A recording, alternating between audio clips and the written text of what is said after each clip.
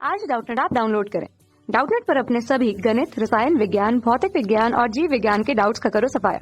बस प्रश्न की फोटो खींचो, एक ही प्रश्न को क्रॉप करो और तुरंत वीडियो सोल्यूशन पाओ। अभी डाउनलोड करें।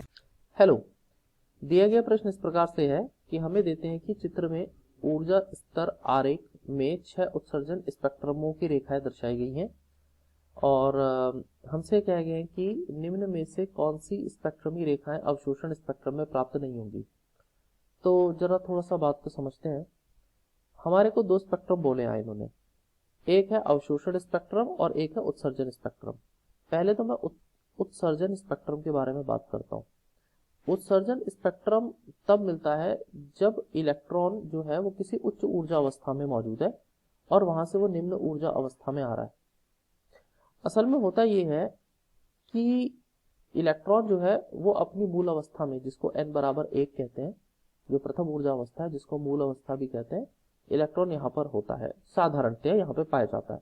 अब जब आप इस इलेक्ट्रॉन को ऊर्जा देते हैं तो ऊर्जा पाकर जो है वो उच्च ऊर्जा अवस्थाओं में चला जाता है और जब ये उच्च ऊर्जा अवस्था में जा रहा है तो इसने कुछ ऊर्जा अवशोषित करी है और हमने इसको ऊर्जा दी है और ऊर्जा पाकर ये उच्च ऊर्जा अवस्थाओं में गया है। और जिस भी ऊर्जा अवस्था में जाता है उस ऊर्जा अवस्था का और पहली ऊर्जा अवस्था के बीच का अंतर ही के बराबर ही ऊर्जा ये अवशोषित करता है। अब क्या है, जब ये ऊर्जा को अवशोषित करते हुए ऊपर जाता है तो इस समय पर हमें मिलता है अवशोषण स्पेक्ट्रम। अब ऊपर जब पहुंच गया, उच्च ऊर्जा अवस्था में पहुंच गया, तो अब वो वहां से वापस अपनी मूल ऊर्जा अवस्था में फिर से आएगा और जो ऊर्जा इसने अवशोषित करी है उसी ऊर्जा का त्याग कर देगा। तो जब ये वापस आता है तो इसके वापस आने के कई तरीके हो सकते हैं।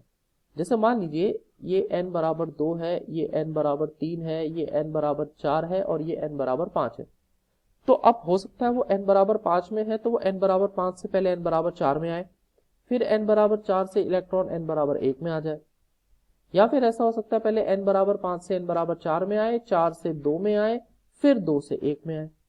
तो ऐसे कई सारे तरीके हो सकते हैं जिससे एक उच्च ऊर्जा अवस्था में उपस्थित इलेक्ट्रॉन निम्न ऊर्जा अवस्था में वापस आता है। तो जाते वक्त जिस वक्त इलेक्ट्रॉन को ऊर्जा दी जाती है और ऊर्जा लेकर के वो अपनी मूल अवस्था से उच्च ऊर्जा अवस्था में जाता है तो उस वक्त वो ऊर्जा को अवशोषित करता है, तो जो हमें स्पेक्ट्रम मिलता है उसको हम कहते हैं अवशोषण स्पेक्ट्रम। और जब वो वापिस आता है, जब वो वापिस आ रहा है तो उस टाइम पर हमें जो स्पेक्ट्रम मिलता है उसको हम कहते हैं उत्सर्जन स्पेक्ट्रम। क्योंकि जो ऊर्जा इसने अवशोषित करी थी जाते वक्त, अब जब वो निम्न ऊर्जा अवस्था में वापिस आ रहा है तो वो अपनी उस अवशोषित ऊर्जा को विकिरण के रूप में बाहर निकाल देता है। तो तब हमें जो विकिरण के रूप में जो ऊर्जा मिलती है उसको हम कहते हैं उत्सर्जन स्पेक्ट्रम। तो पहले तो आपको ये वाली बात समझनी है। अब एक बात गौर करने वाली है, यहाँ पे अवशोषण होने के लिए n बराबर 1 से किसी भी वो उच्च ऊर्जा अवस्था n बराबर 2, 3, 4, 5 में जाएगा। ये कब बोला मैंने? जब अवशोषण स्पेक्ट्रम होगा। लेकिन जब हम उत्सर्जन के बारे में बात करेंगे तो वो किसी भी उच्च ऊर्जा अवस्था में होगा और उससे निचली ऊर्जा अवस्था में आएगा। उसके आने के कई तरीके हो सकते हैं। तो अब जरा हम अपने इस चित्र पर देखते हैं कि पहला वाले में जब वो उच्च ऊर्जा अवस्था से सीधे 1 में आ रहा है, ये उत्सर्जन स्पेक्ट्रम मिल रहा है। ये हमें कुल 6 उत्सर्जन स्पेक्ट्रम मिल रहा है। जैसे यहाँ पर ये C से ऊर्जा अवस्था प्रथम में आ रहा है, यहाँ पर ये B से ऊर्जा अवस्था जो है प्रथम में आ रहा है, ठीक है। इसी तरीके से वो जब क्या कहते हैं, ये वाले में वो X से प्रथम ऊर्जा अवस्था में आ रहा है। प्रथम ऊर्जा अवस्था हमारी ये A है और ये 1, 2, 3, 4, 5, 6 जो है ये हमें इन स्पेक्ट्रल जो रेखाएं हैं उनके यहाँ पे निर्देशित किया गया है। तो अब क्या होता है, जब लेकिन अगर आप इन 3 रेखाओं को देखें, जरा पहली, प्रथम, द्वितीय और तृतीय रेखाओं को देखें तो किसी भी उच्च ऊर्जा अवस्था से प्रथम ऊर्जा अवस्था, ये जो A है ये n बराबर 1 है, प्रथम ऊर्जा अवस्था है जो कि इलेक्ट्रॉन वापस आ रहा है। लेकिन जो ये बाकी की चतुर्थ, पंचम और षष्ठम, जो चौथी, पांचवी और छठी रेखाएं हैं, इनमें उच्च ऊर्जा अवस्था से प्रथम में नहीं आ रहा, वो आ रहा है द्वितीय ऊर्जा अवस्था में n बराबर 2 में। जो x है वो असल में हमारा n बराबर 2 है, तो यहाँ पर आ रहा है। तो जब वो n बराबर 2 में आ रहा है तो यहाँ पर हमें उत्सर्जन स्पेक्ट्रम तो मिलेगा, लेकिन यहाँ पर हमें अवशोषण नहीं मिल पाएगा, क्योंकि अवशोषण करने के लिए उसे n बराबर 1 से किसी उच्च ऊर्जा अवस्था में कूद मारनी थी।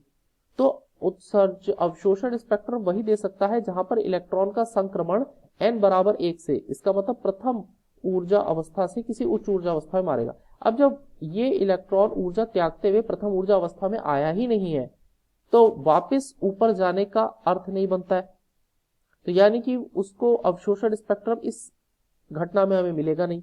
इसका मतलब जो इन्होंने प्रश्न पूछा है कि कौन सी स्पेक्ट्रमी रेखाएं अवशोषण स्पेक्ट्रम से हमें अवशोषण स्पेक्ट्रम नहीं मिलेगा, तो इसका सही उत्तर हमारा है चौथी, पांचवी और छठी। तो चौथी, पांचवी और छठी से हमें अवशोषण स्पेक्ट्रम नहीं मिलेगा, क्योंकि चौथी, पांचवी, छठी से इसलिए नहीं मिलेगा क्योंकि इलेक्ट्रॉन प्रथम ऊर्जा स्तर में नहीं आया, अवशोषण करने के लिए प्रथम ऊर्जा स्तर से किसी उच्च ऊर्जा स्तर में जाएगा। तो इसीलिए इसका सही उत्तर ये है हमारा विकल्प नंबर 3। तो हमारा सही उत्तर है विकल्प नंबर 3, यानी कि चतुर्थ, पांचवी और छठी स्पेक्ट्रल रेखाएं हैं, ये हमें अवशोषण स्पेक्ट्रम नहीं देंगी। इसका कारण मैं फिर से बोल देता हूं, कारण ये कि इलेक्ट्रॉन प्रथम ऊर्जा स्तर में नहीं आया है उत्सर्जन होते वक्त। तो मैं बता दूं, जब ये नीचे सब आ रहे हैं इसमें उत्सर्जन हो रहा है, इलेक्ट्रॉन ऊंची ऊर्जा अवस्था से निचली ऊर्जा अवस्था में आ रहा है, लेकिन प्रथम में नहीं आ रहा। अगर प्रथम में आ जाता तो हमें अवशोषण स्पेक्ट्रम प्राप्त होता। तो चौथी, पांचवी, छठी की घटना में हमें अवशोषण स्पेक्ट्रम प्राप्त नहीं होगा। मुझे लगता है आपको समझ में आ गया होगा। धन्यवाद। कक्षा 6 से 12वीं से लेकर नीट, IIT, JEE वो एडवांस के लेवल तक 1 करोड़ से ज्यादा छात्रों का भरोसा। आज ही डाउनलोड करें डाउटनेट ऐप या व्हाट्सएप करें अपने सारे डाउट्स 8400 400 400 पर।